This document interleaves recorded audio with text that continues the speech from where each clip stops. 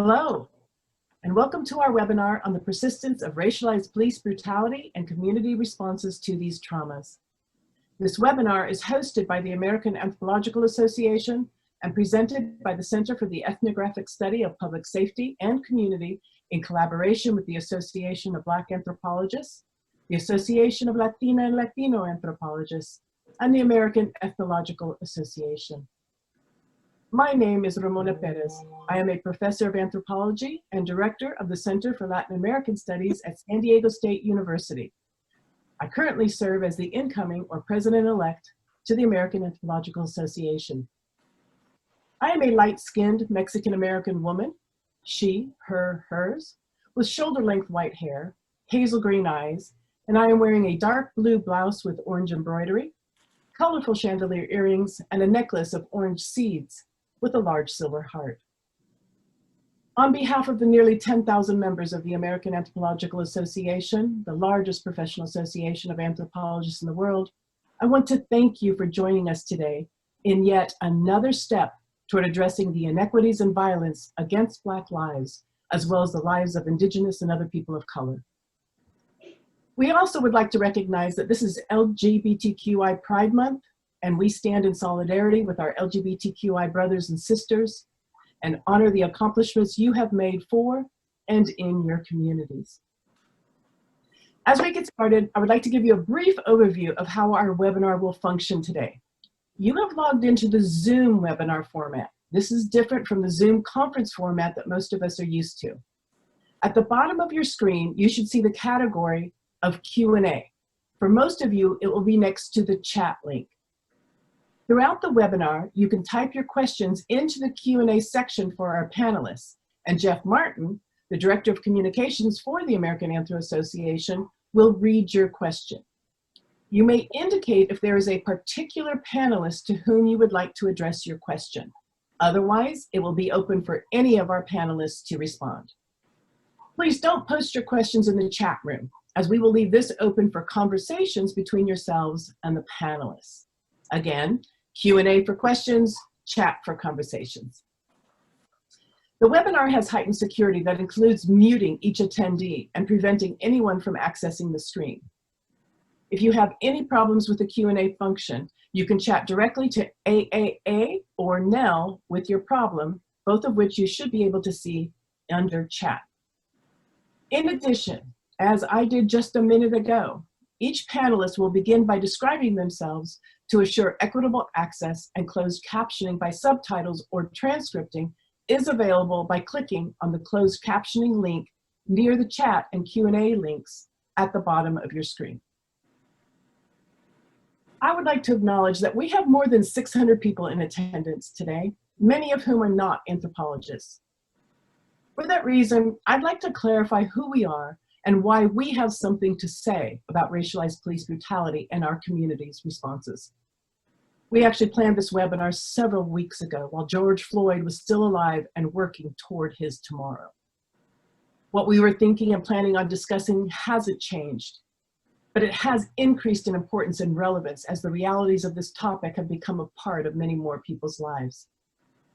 Our discipline, the discipline of anthropology, focuses on the human condition from the beginning of humanity to the current moment, through archaeological, biological, ethnological, and linguistic research. And while many social sciences advance our understanding of culture and society, it is cultural anthropology's commitment to community-based engagement that documents how people actually experience their worlds through their voices and their lives that we share with you today. Our four panelists are ethnographers who have dedicated their research lives to the communities with whom they work. They will start the webinar by talking for about 4 minutes, addressing how racism and the policing of Black bodies became part of our mundane lives, how policing has grown and evolved since its inception, how trauma is experienced and why protest is critical to our communities, along with what our communities are actually demanding, and what a reimagined public safety program could look like. Dr. Shanti Parikh is an associate professor of sociocultural anthropology and associate director of African and African American studies at Washington University in St. Louis. Dr. Kalpana Turay is assistant professor of criminology at Quinnipiac University in Connecticut, who has trained and served as a police officer. Dr. Donna Auston is an anthropologist, writer, and activist whose body of work focuses primarily on race, ethnicity, gender, religion, media representation, and Islam in America. And Dr. Avram Bornstein is professor of anthropology, interim dean of graduate studies, and was co-director of the New York Police Department Leadership Program at John Jay College at CUNY, City University of New York. Dr. Parikh, let's start with you. Could you first describe yourself as you start our conversation today? Good afternoon, everybody, or good morning, depending on where you are in the world. Welcome. My name is Shanti Parikh. I am an African-American woman with an Indian father, so I guess I'm mixed. I am wearing a beige jacket, a leopard printed beige and tan top. I have a white background with a red painting, and I'm a female. I would like to begin my remarks, and since we only have 5 minutes, I'm going to read my remarks, and since I'm the opening speaker, I'm also going to do a little bit of framing about the particular historical moment in which we are living. But first, thank you, Kalfani, for organizing this event and for inviting me. You had great foresight into organizing this because, as Ramona has mentioned, you organized this before the unfortunate death of George Floyd and before the particular protest. It is a real honor to be on this panel with brilliant scholars who have given a lot of thought to this topic. Much of my talk is going to draw from work that I have been doing in the St. Louis region, both before and after Ferguson uprising. So I begin. It is an understatement to say that the current moment reveals what I call the urgency of Black death, and hence the urgency of anthropology to show how the ethnographic art of narrative collection and critical analysis as a form and way that we can respond. We can see this urgency in Black death in the enduring legacy of anti-Black police brutality and the state-sanctioned impunity that enables, protects, and rewards those who enact anti-Black violence. But we also see the urgency of Black death in the COVID-19 pandemic and its grossly disproportionate impact on Black communities and bodies.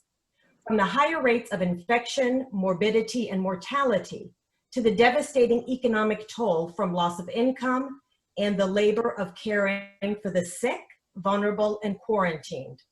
And I might add that this labor is not just within their household, but in the role that that Black people play in the service of care in the community.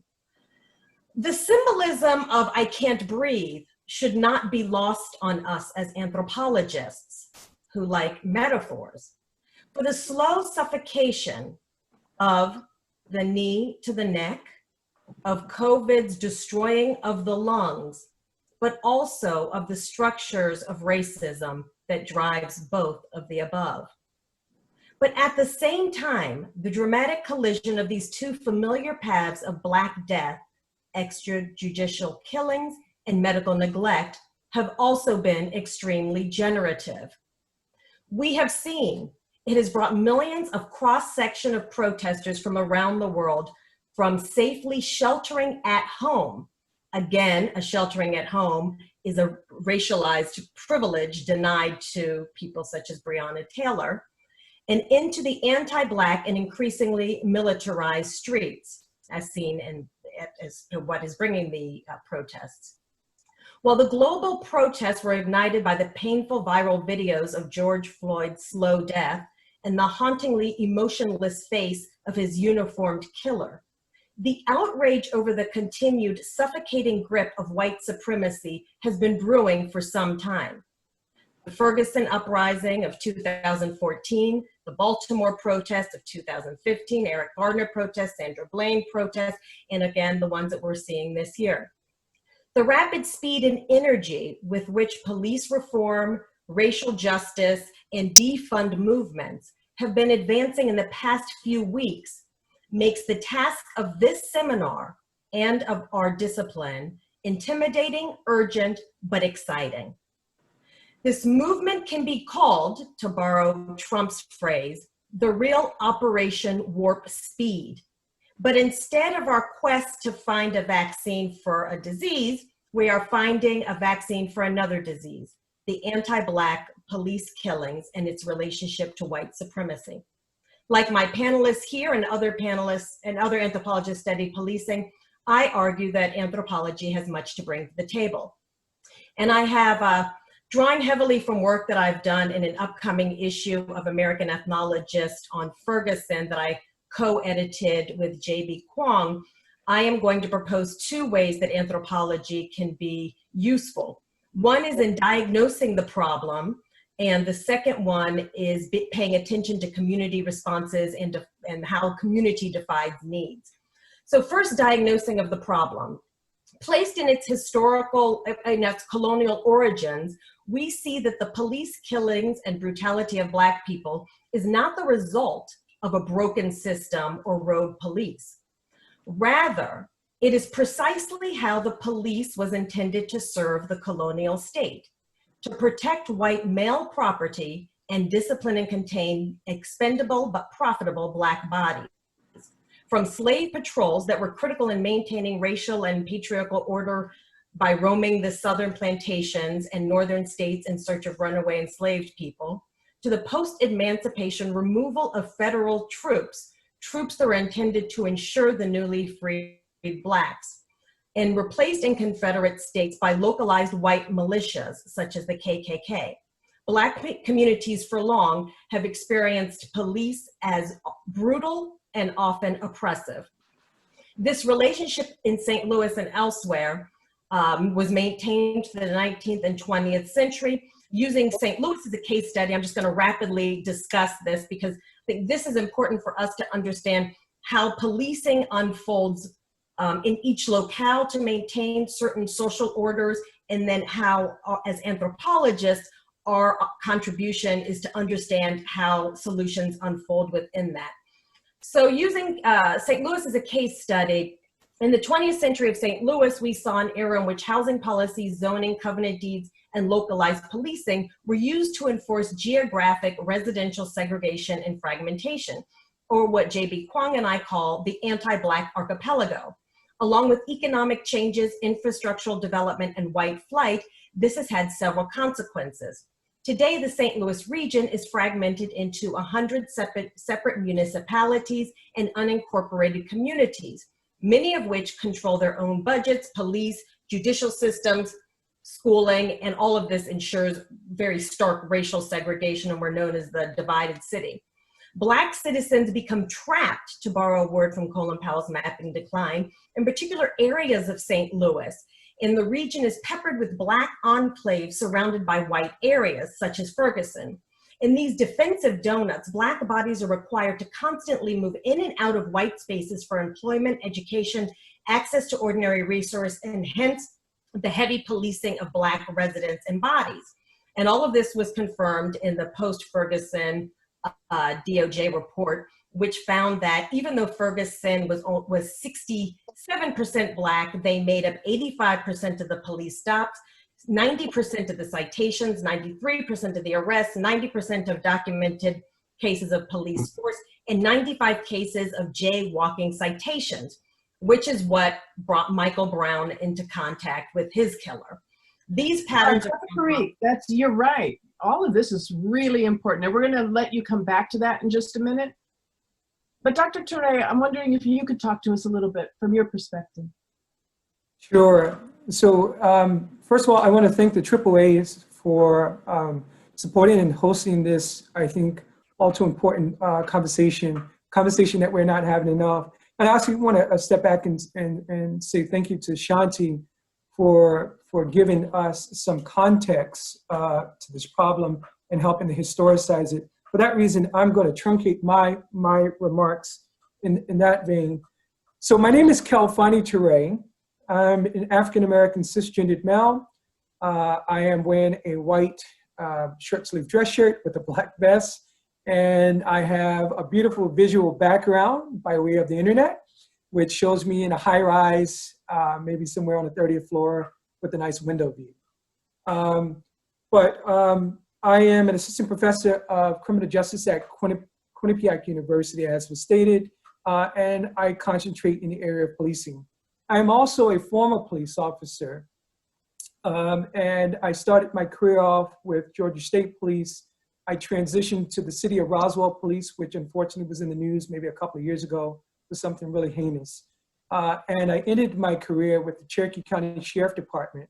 I wanted to experience law enforcement at different scales so as to be more knowledgeable about policing as I am developing my own interventions to improve policing.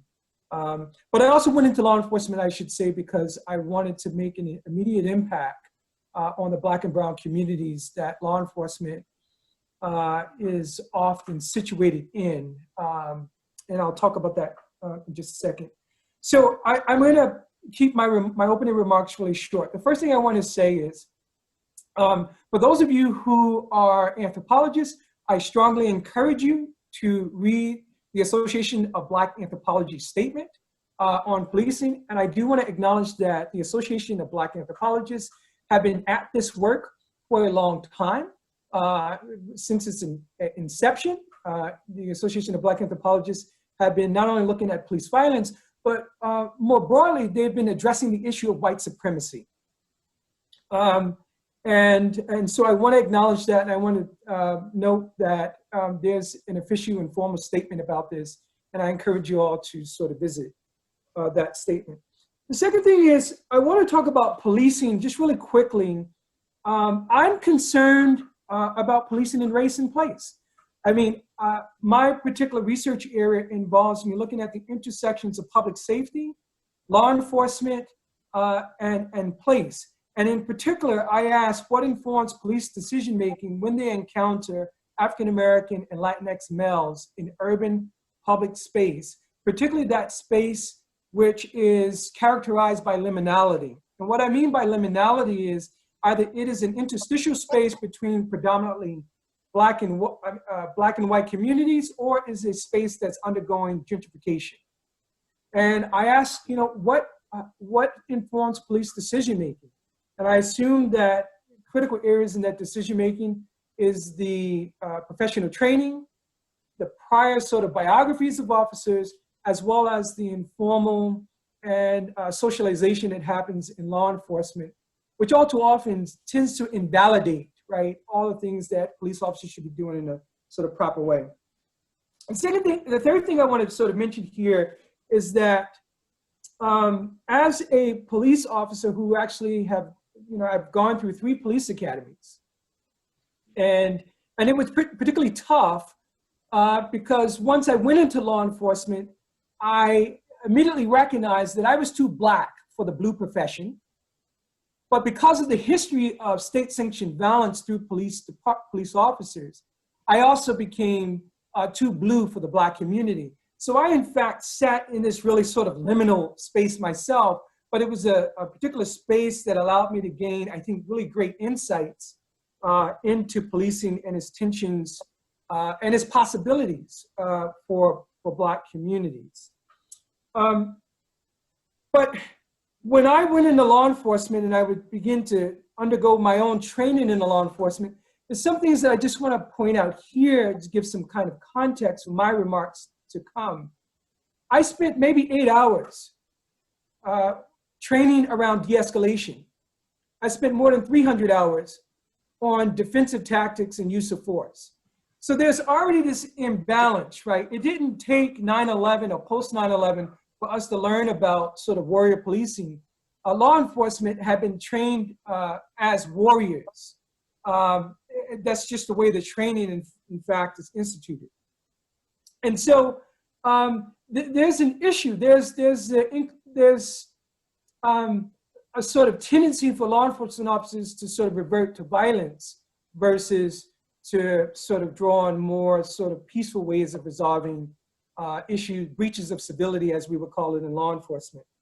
And so I'm going to stop there and then sort of entertain questions as they come in the discussion. But in closing, I also want to be able to state further in the discussion why I think it's going to be an uphill battle to reform police departments and why it might be appropriate to just totally dismantle them.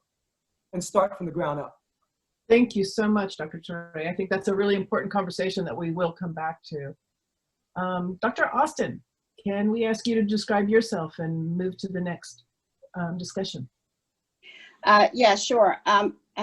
Welcome, everyone. Thank you for joining us for this conversation. I am Donna Auston. I am an African-American female. I'm currently wearing a white blouse and a matching white head wrap. And my background is a virtual library that does not actually reflect the living conditions that the physical space that I'm currently in, but it's really exciting. Lots of books and a desk and a chair with fluffy pillows. And so what I want to do, I think, in some ways, sort of picks up where Dr. Shanti and Dr. Kalfani left off, and that is sort of thinking about briefly how I approach the problems of, so my research is actually concerned with looking at the ways that Black Muslim communities in the US have been particularly impacted by virtue of sort of the operation of anti-Blackness and Islamophobia in relation to law enforcement practices within the context of the Black Lives Matter movement. My research was conducted primarily in 2014, 2015. And so one of the things that I want to do really is to give some a brief sort of entry into a discussion around two interrelated questions. And that is, what is the nature of the problem, right, that we're talking about here? And then the second question is, what are possible solutions, right? And so my research per se is it's not an ethnography of police officers per se, right? It's actually more sort of focused on looking at the ways that the communities that I studied responded through their activism and their efforts to sort of directly combat various forms of violence that they experienced at the hand of law enforcement, both on a local level, state level, and also a federal level. This includes, of course, incidents like the ones that are foremost at the top of everyone's mind at the moment, the murder of Breonna Taylor, the murder of George Floyd, the murder of Tony McDade. I mean, these all involve, shootings, suffocations, and I did a fair amount of research in Baltimore during the 2015 uprisings. In that particular case, it included the person at the center of that particular controversy, Freddie Gray, was arrested violently by police officers, thrown into the back of a police wagon, and taken on what is called a nickel ride or a rough ride, where he was put in the back of a paddy wagon, not strapped in, not restrained, and driven around, in a truck in a rough fashion, in which, because he's not restrained, because he's not wearing a seatbelt, he's bumped around the cabin and died from, literally having his spine broken. So there's all of those various ways that actual, what most of us understand to be violence, right? Physical violence happens, but there's also the problem of invasive surveillance, and particularly with Muslim communities, this is one of the ways, and also Black communities experience this as well, that Black communities that are not also Muslim, right, experience, cameras in their communities, wiretapping, programs like countering CVE, countering violent extremism, which ostensibly is sort of, friendly interventions, but basically, picks on certain communities and people from certain backgrounds as being particularly susceptible to violence, and therefore are subject to extra scrutiny, and invasive policing practices, right? So there's a whole spectrum of problems and behaviors and practices on the part of law enforcement that basically demonstrate Dr. Parikh's point when she started by talking about this system is designed to do, it's doing exactly what it's designed to do, right? And so our responses to that, I think, have to consider that. I think it's important for us to consider, sort of the gap between the conversations that are at least currently happening, in particular in the mainstream public discourse, between reform and practices that as a collective are leading more towards dismantling and abolition, right? And there are different categories of responses that I think it's important to sort of begin to think about how they are different. I want to very briefly try to share something on my screen that's sort of from the last week or so that illustrates this. If you give me one quick second to pull this picture up. Okay. So this is a picture of a street in Washington, D.C. that was recently painted in this particular manner in the last week. On the left-hand side of the picture, you see the word painted in bright yellow paint that is used to typically, divide the line between the lanes in the street, is used to spell out Black Lives Matter. You can't see the whole phrase because it was too long. I couldn't find a photo long enough that includes the whole thing on the one hand, right? This was actually done by the city of DC.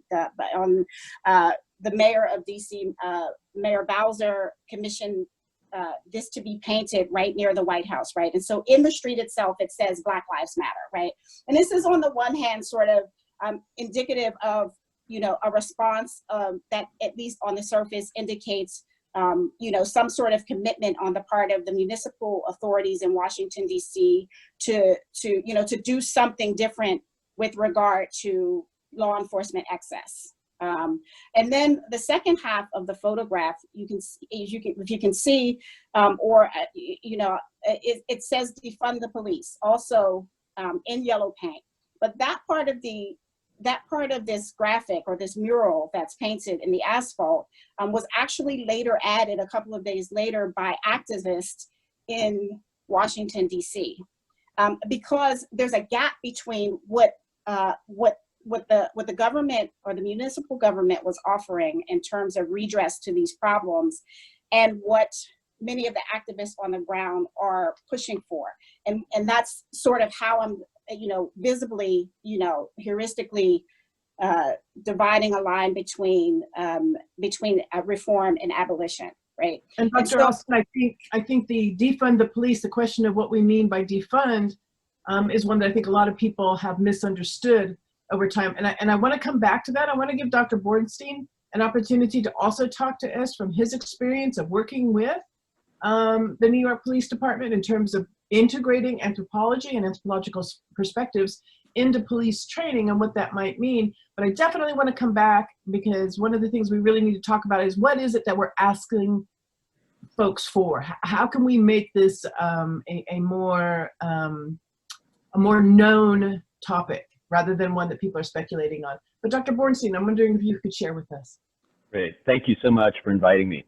So I'm a 51-year-old white bald guy sitting in a blue collared shirt in my living room near the window here in New York City. I've been the Dean of Grad Studies for a few years and will return to faculty soon. And I before that directed the Criminal Justice Master's Program and co-directed the NYPD Leadership Program at John Jay College, which we've had for about 20 years. I'll say something more about that. Let me quickly make 4 points, and we can circle back if people want to discuss more of those things. Points 1 and 2 are about possible transformations that are basically, that come out of some of my work on the ground with NYPD at our college. And then points 3 and 4 are more macro systematic analysis, and anthropologists like to do both of that on the ground and that big system stuff. So first, let me speak about education and policing, and Kalfani already really hit an important point, right, about training. Right now, police across the country are in something like 1,500 different departments, municipal, county, state, federal police, with extreme variations in requirements and training, but they seem, the way Kalfani spoke about that, around warrior and the imbalance that he spoke about. Here in New York City, the NYPD has a very impressive academy building. Recruits spend about 6 months training before hitting the streets, where they're supposed to receive field training, which could be good or horrible, and he spoke to that. and then various kinds of in-service training over the years around use of force and auto theft and all kinds of things. Applicants to the department don't need a college degree. They need 60 college credits. Now, at John Jay, we have had a mission that has pushed a different kind of model in policing, one that would make it more like professions and other professions in which you need, like at least a two-year degree to be something like a constable. And, that's like in England and many other countries. And nationally accredited degrees are part of a promotional process to make it, more professional. 20 years ago, we started what I thought would be a pilot program leading towards this. The bad news is that it remains kind of a pilot program after 20 years. The good news is, I guess, that it remains, and we have this slowly growing, we've got a lot of experience in creating higher education and a different model. So the first point is just to rethink police education. The second point is that the calls to defund the police are a really good vehicle for us to think about how police work and workers are organized. While there are really big differences across the country, about 66% on average, so it ranges from like 30 to 90 something, 66%, 2/3 of police work is being on patrol and answering calls for service. Now, while fire and EMS have pretty defined jobs, police get called to handle everything else: loud music, public intoxication, rowdy teenagers, everything. Much of this could go elsewhere with the support, with the underlying support of police, right, to these elsewhere, to these other groups. We still might want to fund detectives to do investigations or warrant squads or special units like that. But the job of patrol, which is the largest thing and where people have the most interaction with police often, could be completely reconsidered. But that depends on real partnerships with health services, school systems, housing and business development and all those other kinds of areas of society. There are some amazing models for these things out there, but they're really the exceptions, not the rule. So the second point is to rethink patrol, the major part of policing, which is the main draw on their resources. So next 2 points are much quicker. Third, if we step back, take a more macro look, we can see that policing and criminal justice systems are part of particular social and economic systems with their cultural and meaning systems that are all connected together, right? And so, for example, stop and frisk here in New York, which many people have heard about, was in large part driven by a new economic model based on finance, real estate, and entertainment. So point 3 is really that a real police reform requires a significant shift in the domestic and global organization of racial capitalism. You can't change one part of it without thinking about these larger structures to which that part is really just an appendage. So fourth and finally, in about 170 years of policing in New York City, there have been many, many marches and moments calling for major police reform, 1850s, 1890s, all through, some successful and some not. Today's reform movement, the one I'm sketching out here, sounds a lot like the one put forward actually in Lyndon Johnson's Great Society Plan in 1964, in which police reform was only part of a larger civil rights agenda for socioeconomic development, something like the Marshall Plan that had saved Europe. The theory was that economic development would minimize the problems of poverty like street crime. But just 4 years later, this plan was opposed and undermined by the election of Richard Nixon in 1968, who rode to victory on a law and order platform. And that law and order theory posits that the problems of poverty like street crime need to be heavily policed to make the world safe for business development. So before it was really born, this great society was declared a failure. Now, after 50 years, the law and order discourse seems to be on the ropes, but not defeated. So in conclusion, we could recreate police education and the organization of police work, but these things are linked to larger systems that must also be part of any kind of reform. Thank you. Thank you so much, Dr. Bornstein. Dr. Parikh, I want to come back to you. You were talking about space and the way in which space and place really enact a kind of violence against the Black body as it is. I'm wondering, could you go ahead and finish that thought and take us where you were going to? We need to open up to the Q&A for our various participants, and thankfully we have a bunch of questions for all of you, but I want to make sure that we come back to that. Yeah, thank you. So one of the things that is going on in the national conversation is something that Avi just alluded to, is how to reconceptualize the police and thinking about which aspects of it can be grounded more in sort of a community-based approach versus which one does still need to get situated elsewhere. And one of the things we've been thinking about here is, what does that mean to have these local, sort of more localized levels of community policing, when indeed the community level is what has been oppressive to Black people since it's so fragmented. So that's one of the ways in which I think anthropologists can really help to partner with communities and understand how do some of these national recommendations sort of unfold locally depending on what's going on. So can I just share, since we will probably talk about it, can I just share 2 slides that I think are part of the conversation that's going on that I'm sure we will touch upon. And one of them, oops, if I can get this, okay. One of them is this, which is the 8 Can't Wait. This one emerged, both this, the 8 Can't Wait police reform emerged out of Ferguson.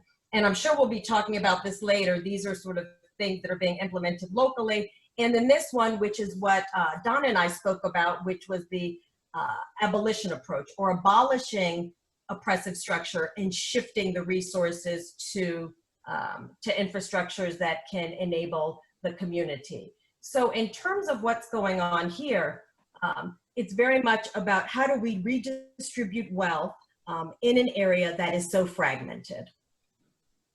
You know, if I could just interject really quickly, just sort of my perspective about race and place. You know, in my work and also in my research, and my prior research is around actual displacement from public housing. And what I've concluded is that there is certainly a spatiality, as we probably would all agree, a sort of spatial dimension to white supremacy. And what's really important for anthropology, at least what anthropology can offer, is that we don't look at physical places as just this sort of insignificant backdrop in our work. We understand that the actual built environment, social environment, natural environment represent important constitutive dimensions of one's identity, or in particular, the cultural phenomenon in which we're looking at. So what I've found is that, or at least what I've concluded by way of my earlier research, is that there is this sort of dialectic at play, right? In order for white society and the white power structure to in fact be maintained, it must in fact have its contradistinctive place or people or et cetera. And so spatially then, African American or people or Latinx people or people who are otherized in the society, they are tied, in fact, they are sort of forced to occupy or live within spaces that represent the contradistinction, the opposite. So, for example, you take public housing, you take what's referred to as African American urban ghettos, or what Tony Whitehead out of University of Maryland would call racialized urban ghetto rugs. These are intentional spaces, right? Because we don't define ourselves as the largest society, white society, don't define themselves by who they are. In fact, whiteness becomes a sort of silent standard, if you will. We define by who we're not. And so when we create these we tie these sort of marginalized people or to these spaces, and we disinvest from them, we put polluting industries around them, et cetera, we're basically setting up or establishing that contradistinctive other. And then we use police, in fact, to maintain the contours, to maintain the boundaries, or to, in fact, police that interstitial space. So I think it's really important for us when we think about sort of this sort of policing issue, we need to think about its sort of connection to race and place. Anyway, I'll stop here.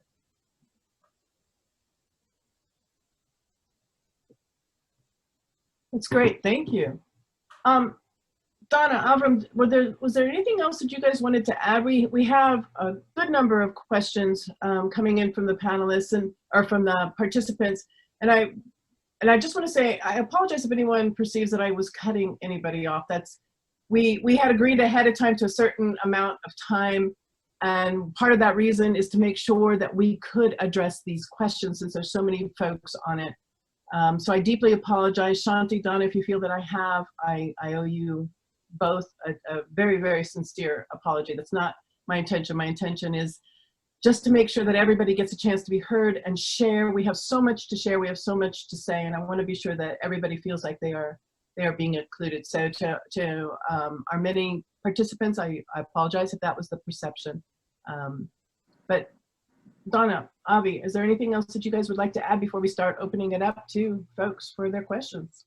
Well, I think one of the things that hasn't been mentioned, which is where I was going, in part where I was going, in addition to, you know, sort of considering the whole ecosystem, right, of policing, right, with, you know, connected to property and real estate and those sorts of connections. I think it's also, it's vital to sort of think about the ways that policing, the practice of policing has become increasingly militarized over the course of, you know, several decades, right? And this is part of what where I was going with, like, you know, the nature of the problem, right? It's because it includes sort of these individual incidents of brutality, but it also sort of includes the fact that police departments have been receiving federal grants of military grade equipment for quite some time now. I know we give a lot of attention to this in the post 9/11 era, but it was in fact happening long before then, particularly in relationship to,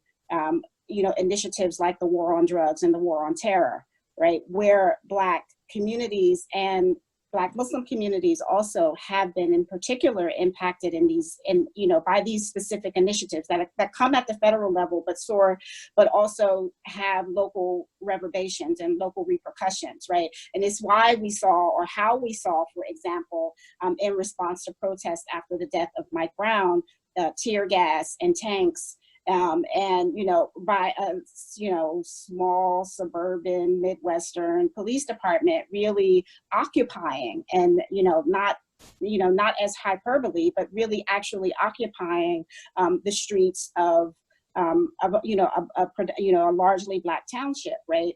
And so these questions, I think, are also important, particularly as we begin to talk about what the possible solutions might be, because yes, we have to sort of think about what it means to provide safety. And of course, a part of that is in most cases, it's actually not increased policing, right? And you all have sort of covered that very well. It isn't attention to, you know, making sure that people have access to food and making sure that people have access to good housing and all of these other things, right?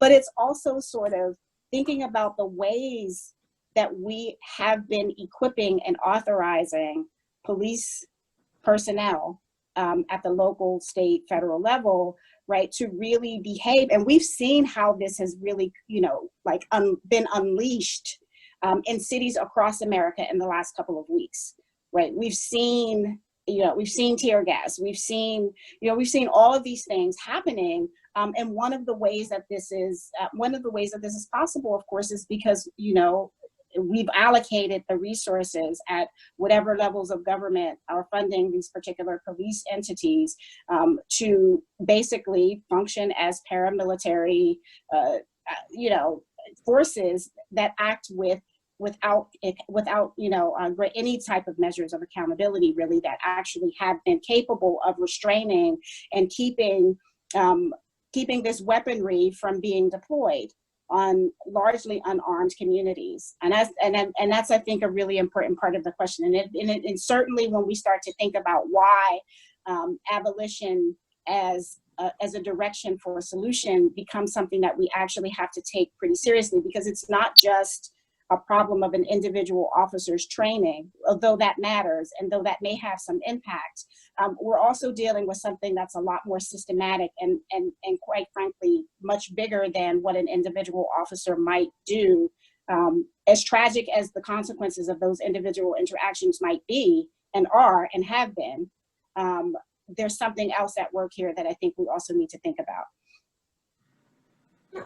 Ramona, if I may interject, in addition to Donna's about the militarization, and I'm sure this will be part of the discussion, two other protective mechanisms are certainly the fraternal order of the police, or the police unions, and then the pair of Supreme Court decisions in the 1980s, Tennessee versus Gardner and Graham versus Connor, which basically which in effect said that police officers can use excessive force, deadly or not, against citizens who are constructed as threatening. And in the historical context, whereas the Black body is perceived as threatening, that becomes an easy, that as we've seen in these cases, has become the easy defense. And actually, in one of the cases in St. Louis with officer Jason Stockley, who murdered somebody, he actually used that, the judge used that in his defense. He said, from what we know, the construction of an urban drug dealer is likely to be armed with a weapon. So he himself, in his verdict, relied on those tropes and stereotypes. So the police order, the unions that kind of protect police officers, but also the law and the Supreme Court decisions which allow it. Yeah, there were two fabulous reports that were just submitted over to Congress, and we can make sure that those reports are made available to the audience that hit on exactly what you're saying, Shanti. It hit exactly on what you're saying. But Kalfani and Avi, I'm wondering, one of the big questions that we have is, how can the anthropological perspective, how can anthropologists who understand this very kind of lived experience begin to really make a change, how they can really begin to impact policy, how they can begin to empower communities, and how we can have a more dominant voice in this understanding of the fusion of the two. Avi? Well, I think that there's, anthropology is, as this holistic discipline, right, covers a lot of different possibilities with the answer to that question, right? And even as you just see as this panel here, that people working on very different kinds of questions, people community-based, resistance-based, I'm, working with NYPD. So there's all different levels of this. I think that, my own interest has always sort of been in the anthropology of work, and then it became anthropology of violence, right? Because I realized how much violence shapes work. And so I'm really interested, things like the militarization that Donna's talking about and Shanti are talking about, that there's aspects of this that are more subtle and in the organization of work, right? And that we can see if we're looking closely as anthropologists. So I'll just get one quick example is that the way we've had a shift in terms of militarization, in terms of like the way reporting structures happen in terms of policing and such. So there were times in New York history where housing police officers and school police officers reported to housing managers and school principals. And, they were in the background, and the school principals say, come with me, but I give the orders, right? And that was one model, and that ended. And police in housing and police in schools started reporting to NYPD. And, a totally different model of subject and job and the way things are shaped, making a much more militarized force. So that kind of granular level of the organization of work, the organization of policing, the way police, the kind of things that Kalfani is studying about the decision-making processes that police are in. These are things, there's so many aspects to this complicated job in this multivariable thing that I think we all have a part of it, a part of that. And then, of course, together we can pull it together. It seems like at the macro level, we have a lot of agreement here that we're talking about systematic oppression that's economic and social and political and violent. And we're all looking at different pieces of this elephant. So I would just quickly add that first, I think disciplinary boundaries are blurring ever more each day that pass by, and I think that's a good thing because, particularly as African-American anthropologists, at least what I gathered from my colleagues, we want to pull theory and methods, et cetera, from anywhere that helps us answer the question. But what I would say that I think is particularly unique about anthropology and what attracted me to anthropology towards these sort of larger questions about public safety, race, and place, was that, anthropologists sort of privileges culture. And what I mean by that is, one of the first ethnographers who looked at sort of race and place and sort of urban crime, if you will, was W.B. Du Bois. But he understood that you can't quantify culture, right? So he offers us in his classic work on Philadelphia, the Philadelphia Negro, he gives us sort of statistical statistical sort of demographics. He gives us the profile in stats. But then he says, you know, to really understand the people, you have to immerse yourself within those people to understand the phenomenon, the sort of contingencies that they deal with day to day. And I think at anthropology, as anthropologists, we're well suited for that. With that, I also say that, you know, like we understand the importance of sort of the evolutionary perspective, the comparative perspective, the culturally relative perspective, but also the holistic perspective.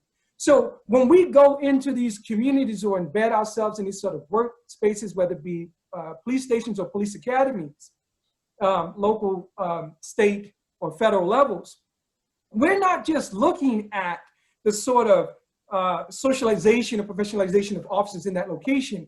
We want to understand it against the law. So when Shanti talks, cites the sort of jurisprudence around this, and I would just sort of add to that list, Dred Scott, the Dred Scott decision where Chief Justice Taney said that Black life have no rights that white folks are bound to respect, which actually occurred not too distant from where you are presently located. Plessy versus Ferguson. And I would actually go before, you know, Tennessee versus Gardner or Graham v. Connor. And I would say that when the Supreme Court decided to come up with its own law with qualified immunity, right? Qualified immunity in 1967, and its most recent sort of juridical decision was in 2009, they sort of insulated law enforcement, insulated sort of this culture of violence, insulated white supremacy and this institution, this coercive institution that is often utilized, right, in this, particularly in this post-racial world where sort of mode of production is changing, et cetera. They rely on it more heavily. So from a holistic perspective, I also know that I need to look at sort of legal jurisprudence. I need to look at what the law says, but I also need to look at the historically. One of the things that anthropologists, we don't just privilege culture, but we say that culture changes over time. And it changes within sort of interlocking structure.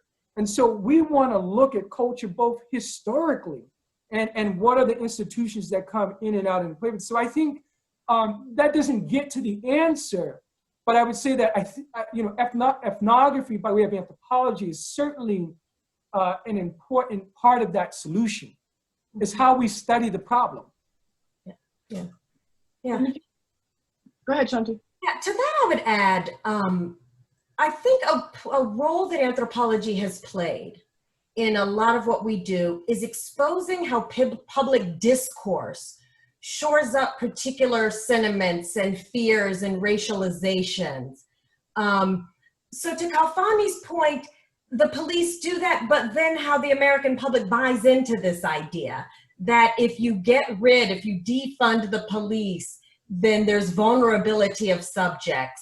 A particular, can I share my screen just to show this one?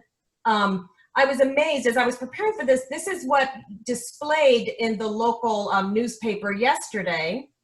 And if you can see, this came out just yesterday, sort of playing on discourses of fear to Kalfani's, but this idea of violence, so playing on white people's fears. And it was supposed to be a critique of the defund. So already they're trying to mobilize people, probably for elections that are around the corner. And this idea that if you vote Democrat, this is what's going to happen. So the police, sort of our attempts to reform police are also caught up in the moment that we're in, which is the election. And I think now is the critical time both for anthropologists to put forth an agenda that is attuned to local specificities, and it takes into account the communities that are marginalized, that are being over-policed, but also do want a police presence to protect them in other ways, but also this very aggressive counter-narrative that's going to try to disrupt or confuse the public imagination and definition of some of these terms. So for example, the idea of abolition or the idea of reparations that becomes so politically coded and heated. So part of our role is also to help disentangle for public consumption what that means and what it means in local instances. And how we could imagine some kind of alternative public safety program that takes the warrior out of it and puts the caregiver back into this, right? And that's a lot of what the defunding is about, is that moving of those funds into areas where we can actually care again for each other and care for our communities. If you guys are comfortable, I want to go ahead and have Jeff begin to summarize some of the questions we've had. We have about 44, 45 questions that are out there. Some of them are the same. So I know, Jeff, you're probably going to have to kind of condense them maybe and create opportunities for the panelists to really dive into this. We have about 30 minutes left before we lose our closed captioner like that. So I want to make sure that the folks that have logged on have an opportunity to ask you guys the kinds of questions that need to get answered. So does anybody have anything else they want to say before I have Jeff start to pull these questions together for you, which is going to open up a whole deeper conversation, hopefully. Just very quickly to add on to what anthropologists can do, I would say also it's important to consider that anthropologists already currently function in spaces outside of the ivory tower and the academy, and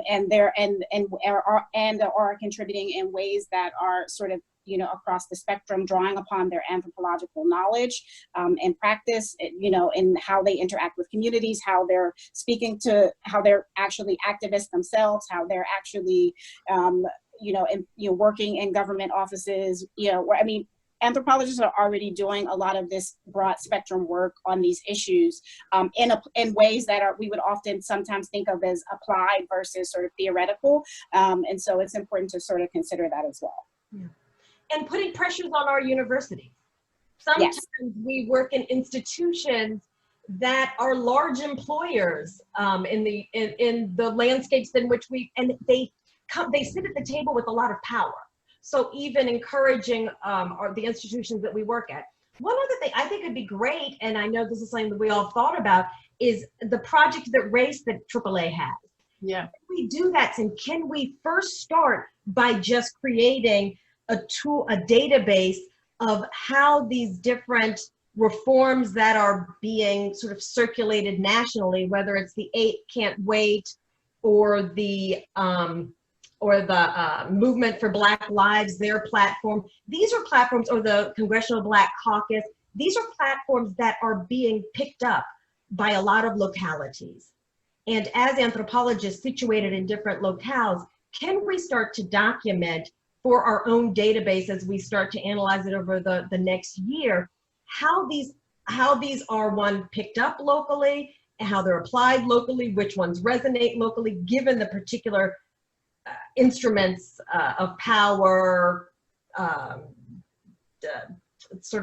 maintenance of social order that is in local locales. So just 2 other thoughts. Yeah, absolutely. I think one of the great things about this webinar is the ability to understand what people want to know over here with these questions. So any questions that we don't actually get to, we will have a chance, hopefully, to begin to address those and put some up so that they can be accessible, so that people can feel like they've been engaged with and they've had the conversation. But to your larger point, Shanti, yes. I mean, we've had our race project has been one that has been very instrumental in getting communities to talk. And we've had the task force on racialized police brutality and extrajudicial violence. And we want to move that into the same kind of project where communities can pick up and becomes a tool and a resource that then taps anthropologists in their local communities who can help them put these kinds of things together. That's one of the intent of this webinar, really get at how anthropology can begin to address this. But if everybody else is okay, are we good with me having Jeff summarize some of these questions so that we can get to them? Hey, thanks, Ramona. I am Jeff Martin. I'm a white male with black framed glasses and graying brown hair, graying brown beard, too much gray for my purposes. And I am the Director of Communications for the American Anthropological Association. I'm glad you ended that with what you just did. Both Donna and Shanti and everyone else. Some of the questions that I can encapsulate were really, how do we as university faculty and students, what steps can we take towards minimizing racial bias and subconscious discrimination in our institutions? And subsequently too, how do we bring this further into K through 12 so that it starts young, when they're younger? So I can maybe start to address that. After Charlottesville and the incidents there a couple of years ago, I was actually asked by the AAA to contribute a short blog post about what was happening in that particular moment. And one of the things that it was very short, it was like 500 words or less, but essentially the main point that was urgent to me in that moment was that, see, often what happens in moments of crisis, we have all of this sort of inward looking, sort of existential, what are we supposed to do in this moment of crisis about the racism that exists somewhere out there. So like, what do we do about Charlottesville?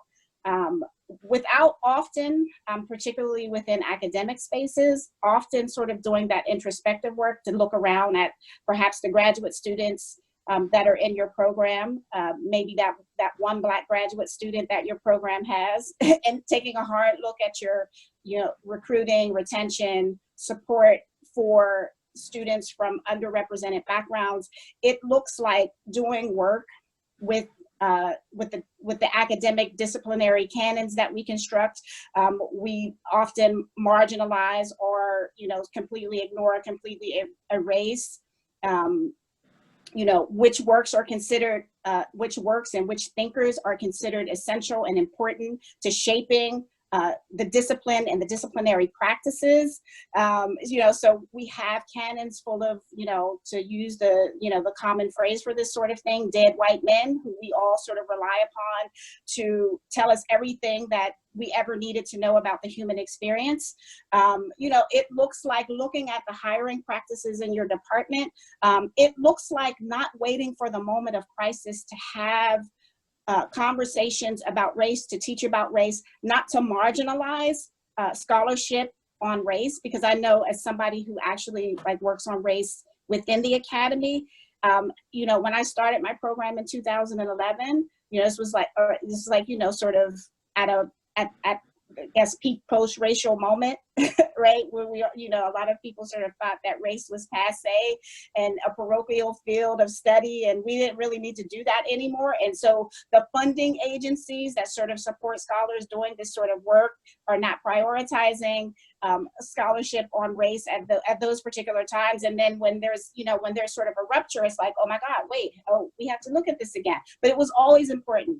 It was always relevant. It was always, key to sort of understanding so many of these other things that we understand to be epistemological and subject matter priorities, right?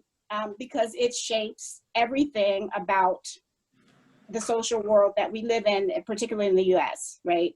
Even though, it's different in other parts of the world, but white supremacy is a global phenomenon, right? It's not something that just exists in the US. The particulars, whatever, tomato, right? But it's very important that we understand that this is essential work, essential knowledge, and we support not as a Band-Aid matter, like sort of after the fact. I don't know about you, but I have been inundated with solidarity statements from, my academic department and my university, and from this office and from that office, and from, Starbucks, and from everybody who now decides that, oh my God, we have to pay attention to this and we need to sort of do something. What is it that you are going to be doing in a sustained and, sort of pointed, identifiable set of action steps to redress how racism operates in whatever your domain is, right? And that, trust me, whatever field you work in, whatever profession you're in, whatever your institution is, whatever your company is, right? You have racism structurally institutionalized within your domain. Figure out how to fix it, and don't look away when the crisis recedes, right? And thinking about this as a perpetual crisis, right? It's not just sort of, okay, when this problem sort of explodes into the field of vision of, sort of white mainstream America, who has, because of the way that racism works, has the option to look away from it when it's not, in the streets of their downtown or closing, you know what I mean? Like, so I think for us to really take these problems seriously, as they're not, you know, they shouldn't be addressed as a trendy matter. They shouldn't be addressed in a superficial way. Like, there has to be real sustained paradigm shifts that guide the way we think about what to do with these intractable, long-standing, stubborn, obstinate problems. Thank you, Donna. Shanti, you have something you want to add to that? Just quickly adding to that, always as well, keeping at the foreground the way in which the visibilities and our rallying around the violence against Black bodies becomes very gendered. So how violence against queer subjects, non-gender conforming subjects, which is very brutal at rates that are extraordinarily, you know, unacceptable, becomes invisible. But also Black women. If you think historically about the movement against anti-Black violence, it was the image of the Black male.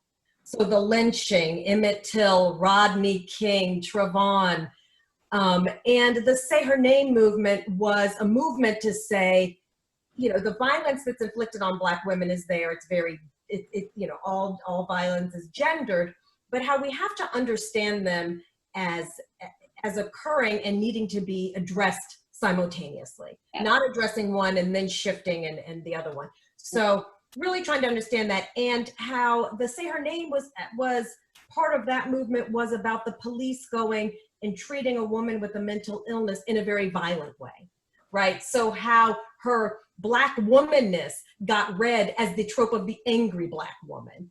And so instead of addressing her mental illness, criminalizing the trope that sort of pre-existed.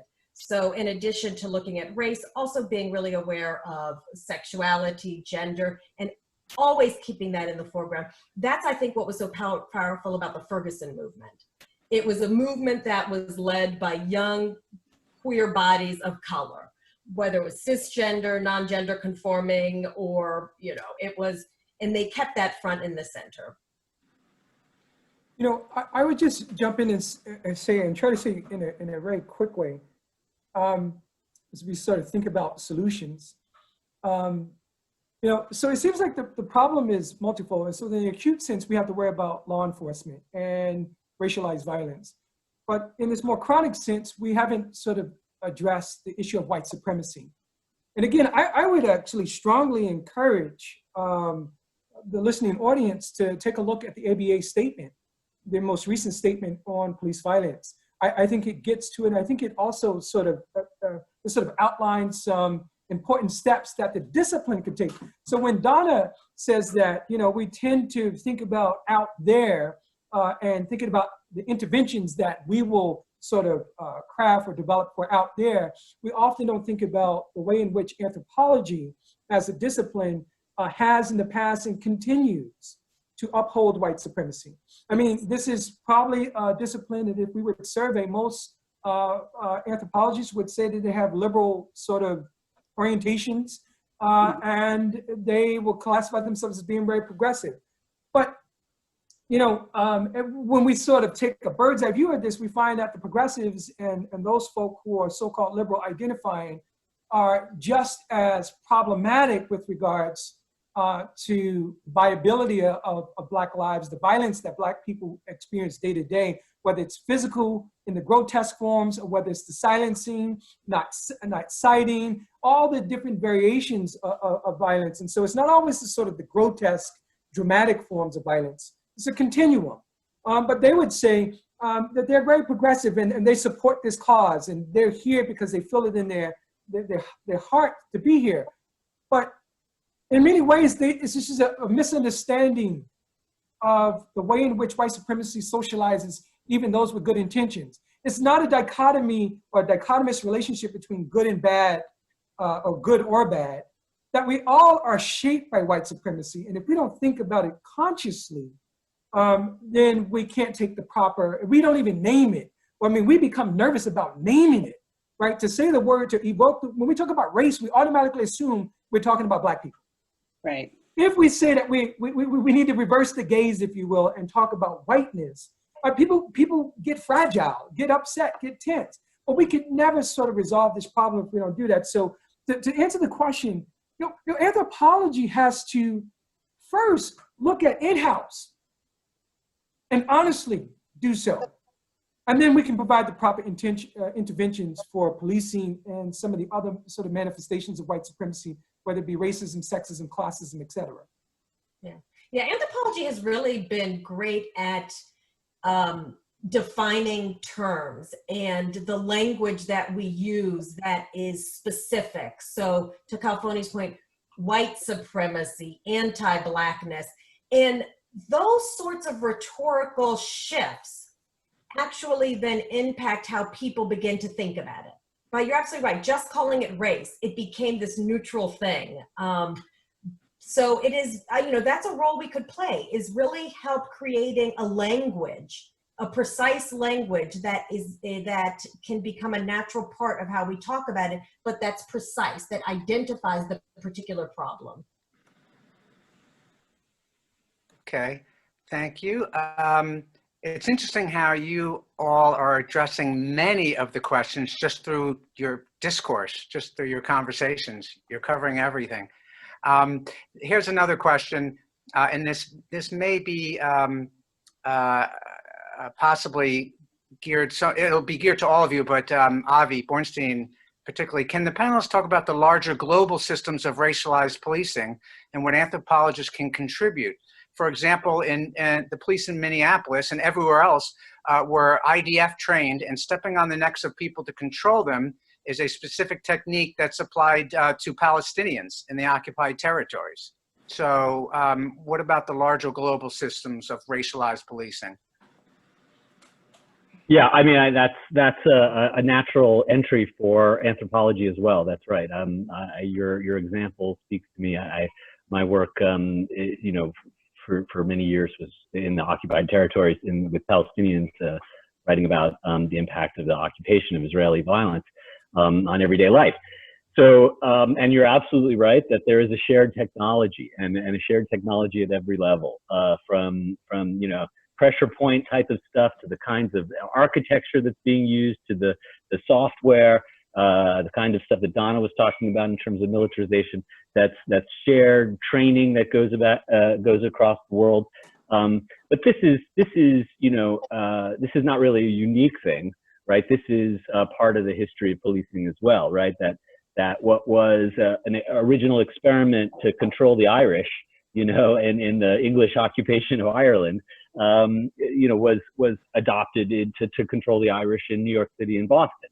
So that kind of global level of sharing and the exporting of and New York has been one of the biggest exporters of police rhetoric and police organization. And Giuliani, who's been in the news so much with President Trump, had made a fortune selling his consultancy work to countries all over the world about how to use geomapping, what was stop and frisk, to use geomapping systems of crime control that ended up patrolling black areas of town, dark areas of town.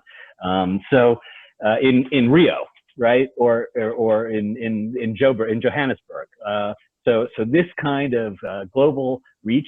Not to mention that the very systems that we're talking about, the exploitative systems that we're talking about, are global in nature, right? That same anti-Blackness racism and white supremacy that we're talking about in the United States allows for the kind of exploitation of resources around the world, whether it's people's labor in Bangladesh, right, or resources in the Middle East or things like that. So all of that is part of this global system. That's right. I think that's something that anthropologists have spent a good deal of time studying and seeing how policing has been exported and imported, and the racism of it as well. And as Donna and Shanti said, also the rhetorics of racism that reverberate around the world. So and that's right. It's not only it's amazing how powerful what the white supremacist ideology has infiltrated different parts of the world. I mean, you know, there's some great material on the genocide in Rwanda, you know, and of course there's this whole ideology of race, of white supremacy that's, you know, involved with Hutu and Tutsis, that it's like kind of shocking in a way, but that has infiltrated the globe as well. And I would just throw in, it's very fluid. There's a wonderful book out called Badges Without Borders, How Global Counterinsurgencies Transformed American Policing, written by, and I apologize, I can't remember the author's name, but he's at Johns Hopkins University. And he talks about how we didn't just learn, you know, from the Stasi or police in Germany or other parts of the world, but we've also been training police around the world. And, you know, post 9/11, we were training a lot of law enforcement at the global level in both tactics of using force, but also just surveillance, right? And so it's a wonderful book, and I think it gives this sort of comparative treatment to police training globally. Yeah.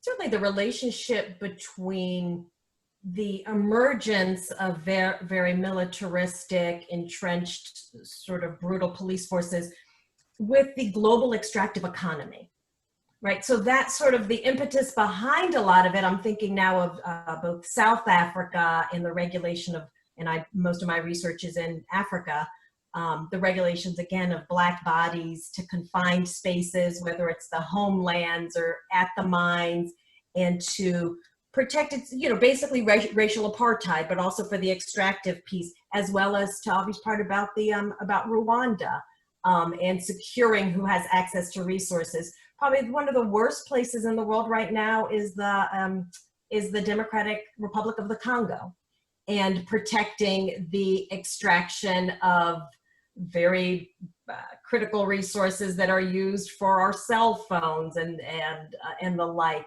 in the importation of weapons, for the exportation of resources. So also the tie with the global economy and extraction. Again, same thing we see in St. Louis. Okay, next question is actually from an economics student at San Diego State. I'm curious because oftentimes it seems like issues of incarceration, drug targeting, police brutality are largely tied to low-income communities. From econometric analysis, race is correlated, but it seems like class is more significant variable in understanding these issues. Can you talk about the connection between race and class in the context of these issues? Is it appropriate to address issues of racism without addressing class antagonisms? One of the answers that I give to this question, because it comes up a lot when discussing these types of issues, not just policing, but so say something like environmental racism, for example. And I always like to start with reminding people that Black people in the United States, in the Caribbean, in South America, literally start our journey in this part of the world as property. So we are like, Black people are literally capital, right?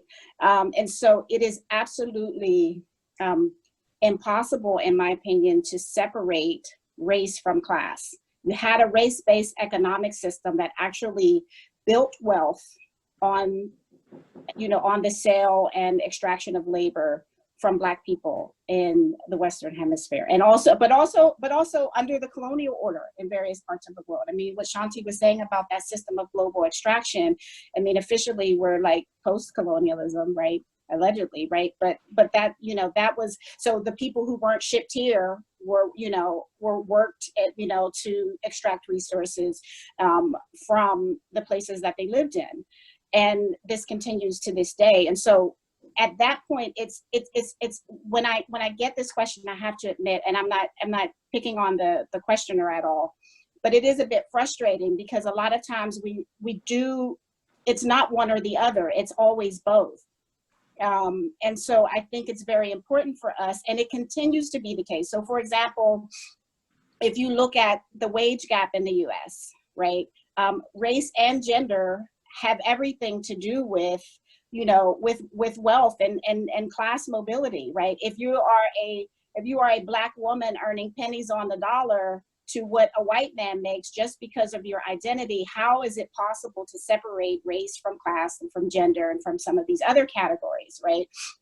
When we look at practices in the US where racism has often been tied to specific economic practices, such as redlining, you know, preventing Black veterans returning from war from being eligible for loans and grants and other financial means of assistance under the GI Bill. Whether you're talking about school segregation, where Black people were legally and often violently excluded from educational opportunities, which in many ways has been you know, one of the primary means of economic class mobility for people. If I can't actually attend school, or if the schools that I am attending are, you know, separate and inferior, right? To go back to, you know, Plessy versus Ferguson and some of these other earlier cases that established segregation as the legal,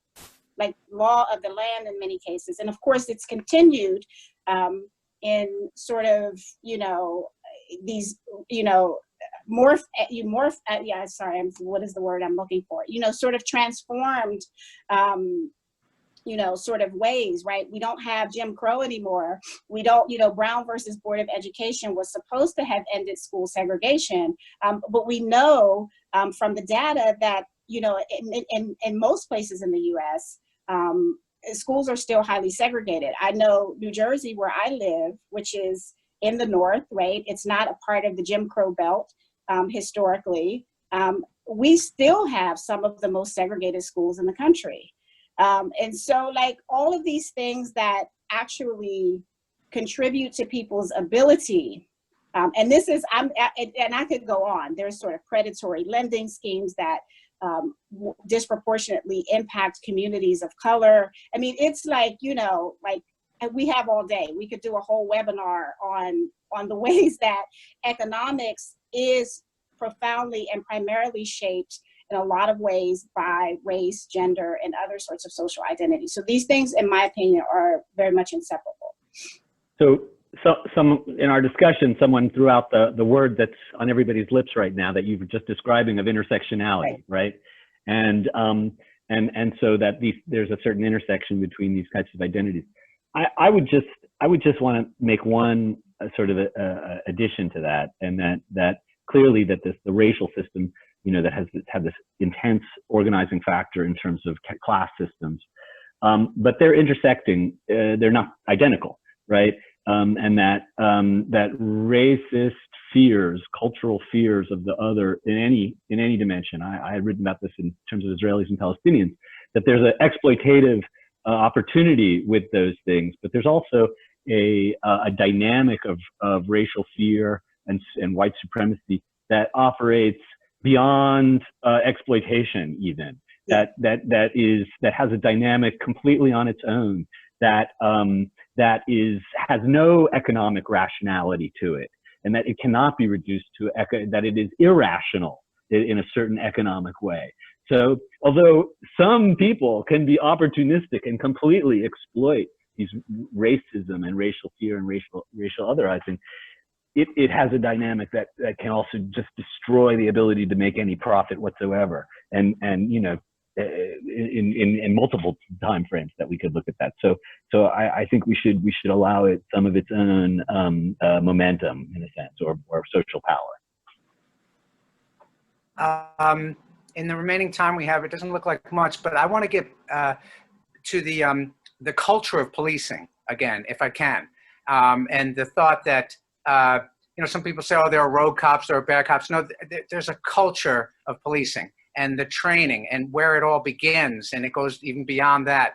But this question says, when it comes to reforming police education to require a 2-year degree, how would this be vetted? I have seen the types of classes that folks going into policing take in community colleges. I've actually seen the course material, and it tends to be racist sociology-based data that reifies the ideologies that people of color are inherently criminal. So how would this even be a solution if before they even get into the academy, they're already being indoctrinated to see people of color as non-human in need of surveillance and order? I guess I'll jump on that because I spoke about education. There's no question that education, that the higher education in the United States has been an instrument in order to support white supremacy since its beginning, and it always has been.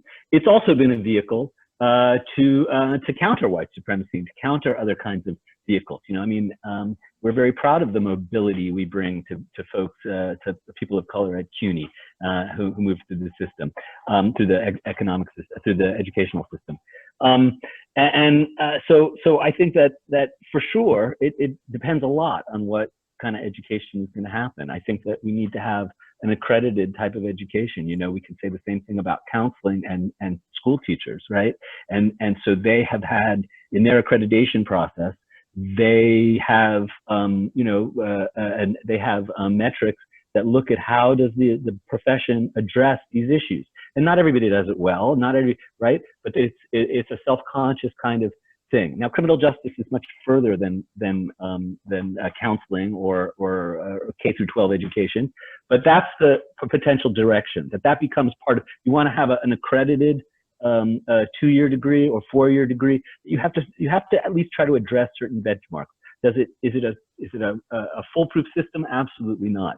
But it is built with the idea that higher education can be a progressive force in this, the kind of analysis and attack on ethnocentrism that we are advocating here for anthropology. That's the higher education we're advocating for. And we know that it could also be racist. Anthropology has also taught people about cranial sizes and those kinds of things for plenty of years. I want to throw one thing out here about police culture, though. Kalfani already touched on the warrior stuff, so I'm not going to come back to that in the militarization. But there is a double side to this, right? There is a contradiction, right? Because police, they don't perceive themselves in this perspective, right, of being warriors against people, right? Good people, citizens, and such like this. They see themselves defending everybody, right? Every good person gets their defense, that's what they want to see themselves as, right? The defender of the neighborhood, and coming into even a poor, oppressed Black neighborhood, and I might be a white guy from Long Island, but I see myself as the defender of the people of this neighborhood, as diluted as that might be, right? But that's a very strong cultural element that pulls, in a very, it's completely corrupted by racism. But I think that is basically ideas about democratic policing, that no matter who you are, you can call a cop and get somebody to come deal with your problems, right? And cops want to believe that about themselves. So that's something, a part of it that can be tapped, let me put it that way, and encouraged. And we need, like good anthropologists, to expose them to the ethnocentric racist presumptions they make in trying to protect the good people, right? Those kinds of things. That also means that we need to step up and put ourselves in a space where we can teach those classes in our criminology programs, in our policing programs, in our homeland security programs, in our programs where we're seeing this kind of phenomena happening. And it means that as anthropologists, some of the questions that have come up have been, how can we as academics really begin to address this on our campuses? How do we get our campus police involved? And I think there comes a point where we have to step up and say, we are suited to have these kinds of conversations. And then we need to go to our senates, our faculty senates, and basically say, let's create requirements. And, we were fortunate at San Diego State, and we're very fortunate in California that we have an ethnic studies mandate now as part of our general education program. But in addition, the Senate just passed a resolution that all of these kinds of programs now have to have a course, a series of courses actually, but they have to take at least one course that begins to dive into the policing of Black bodies. So this is something that we can do as individuals and as departments and as faculty and then work with our anthropologists and others in the communities to begin to really make that happen. Yes. Go ahead. Donna, go ahead. I'm sorry. No, go ahead. If I can just add, like, really quickly, part of what also I think is a component of the culture of policing is of course, you know, education, training, that sort of thing, but it's also sort of what police are allowed to do and get away with.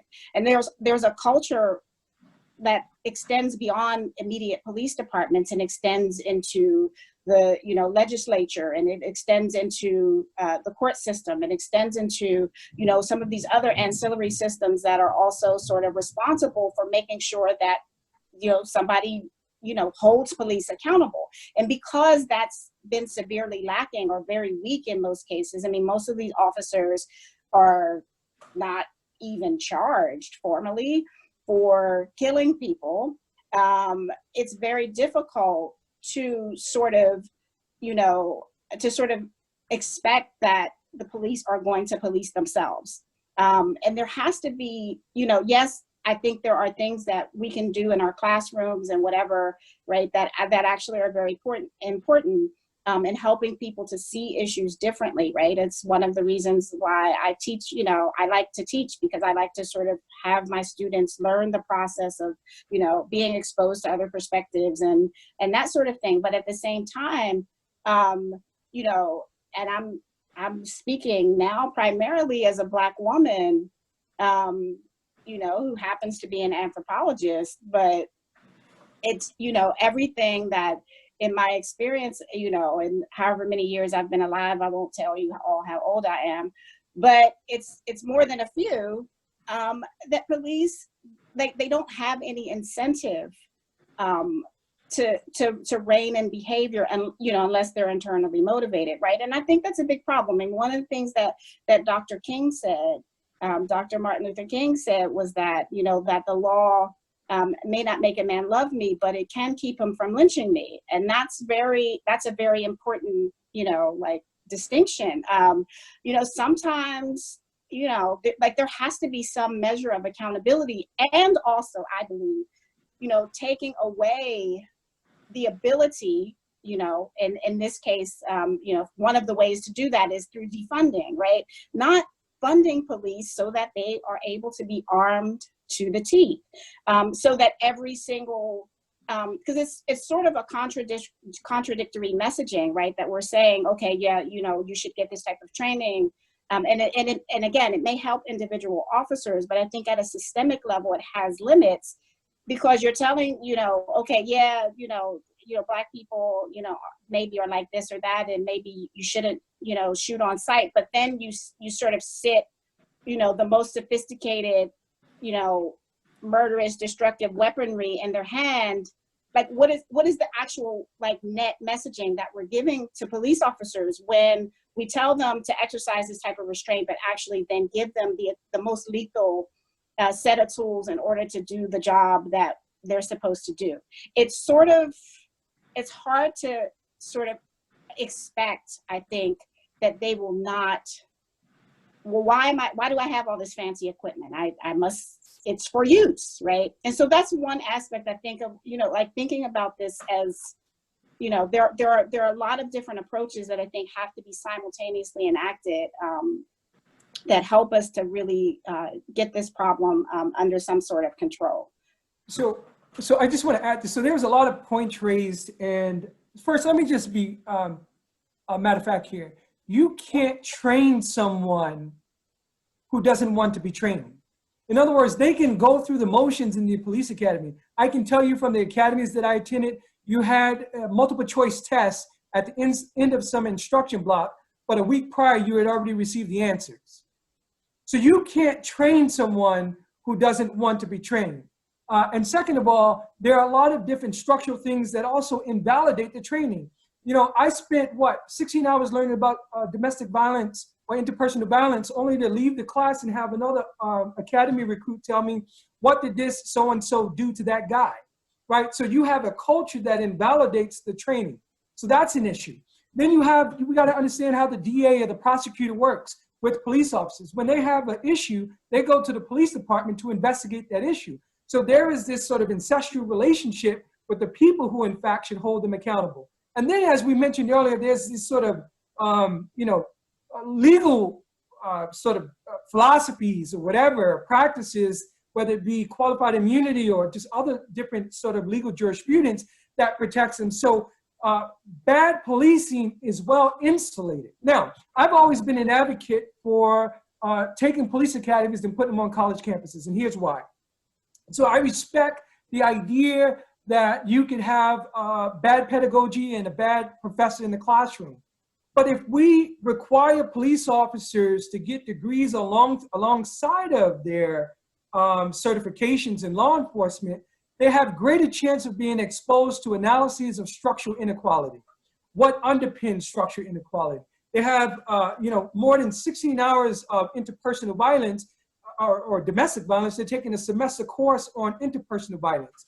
Instead of approaching police in an ahistorical manner, they then have to learn something about the history of policing, perhaps the history of policing and race. So I've always been a fan of moving police academies to campuses. The stuff that we do that we can't do on campuses in terms of firearms training, defensive tactics perhaps, and learning how to operate an emergency vehicle, yeah, you can do that off campus, but you're also exposed, hopefully, or theoretically, to diversity. The other thing I want to say is when I say you can't train someone if it doesn't want to be trained, again, policing is one issue, but we have to think about the umbrella, which is white supremacy. Look, the reason why we have a federal 1033 program, which is for the militarization of police officers, because culturally, we as American citizens also have been accepting the idea around the Second Amendment. We are a pro-gun country, and at the root of that militarization of police, or us as everyday citizens and the Second Amendment, is that we fear the other. We fear the encroachment of the other. We believe in there's some dystopic sort of quality of the other being in public space in civil society. And so whether as police officers, we immediately seize upon these dystopic figures who may be Black or Latinx, women or queer, right? Whether we seize upon them to apprehend them or to permanently incapacitate them, we see that as our obligation as police officers, but we also see that as an obligation as everyday citizens. So one of the things that we did not discuss is lateral policing, which is seeing everyday citizens as extensions to law enforcement, yes, who go out and enforce order. So you can get folk who will chase Ahmaud Arbery down, hunt him down and kill him, or you can get a police officer that will use of force. The sort of distance between the two is not what we imagine, is very close. Yeah. Or the woman who called the police on the bird watcher. That's right. I mean, we're arming civilians, and the only evidence she had to give, knowing how powerful it would be, is a Black man, an African American. One thing to add, one thing that I found very useful during and after the Ferguson thing is many of these places have Black police societies that within the police have identified unique structural issues that need to be addressed. So I'm now thinking of the Ethical Society of Police in St. Louis, where they have already identified specific structural issues that they would like, that they think need to be abolished. Some of them are removing police departments from the investigative process, making the whistleblower complaint system work. Very few whistleblower complaints within the police because there is such an incentive to not be a whistleblower. And there's actually very, punitive measures if you are a whistleblower from within, but also making police files public if a police officer has a lot of different violations, as we're seeing in the Minnesota case. So even on the ground in our different localities, there have been groups who have identified, and again, going back to the 8 Can't Wait and going back to the movement for Black Lives, those sorts of outlines can be very useful in thinking about which one of these policies, which one of these recommendations are the right ones to target depending on the particular situation. Thank you so much. We are really against time. Dr. Auston, Dr. Parikh, Dr. Ture, Dr. Bornstein, your insight, the opportunity to have had this conversation with you today is something that none of us can walk away without having changed our lives in some kind of really powerful way. Jeff, I don't know if you want to be able to talk a little bit about how we can begin to answer the questions that did not get answered, and how we can continue to include our amazing panelists as part of this ongoing conversation as we move forward to not just leave it here, but this is where we pick it up and we run with it. Exactly. One of the things I want to say quickly is that this has been recorded, and we will make this available on the AAA YouTube channel, so you'll be able to see it. And I don't know if my boss, Ed, is going to get angry with me right now, but I am going to actually talk to him about having it possibly a part 2 webinar, because we've only just begun to address this issue. And out of, I can tell you, 61 questions, we only asked maybe 5 or 6. So it's possible we could have a part 2 and continue this discussion again. Thank you so much. Dr. Auston, Dr. Parikh, Dr. Ture, Dr. Bornstein, any last